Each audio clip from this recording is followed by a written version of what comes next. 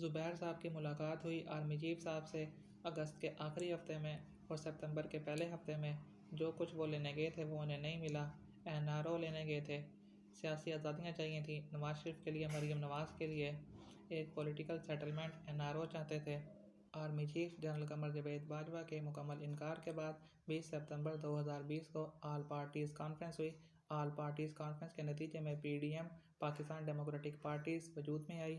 हकीकत में इस पीडीएम को पाकिस्तान डेमोक्रेटिक पार्टीज़ नहीं बल्कि पाकिस्तान डिस्ट्रक्शंस मूवमेंट कहना चाहिए।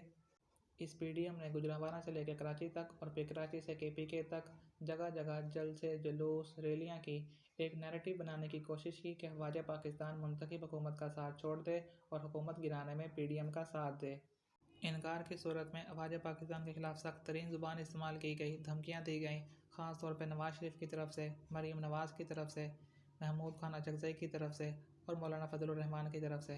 कभी ख्वाजा पाकिस्तान को सिलेक्टर कहा गया, कभी ख्वाजा पाकिस्तान को स्टेट अबव द स्टेट कहा गया।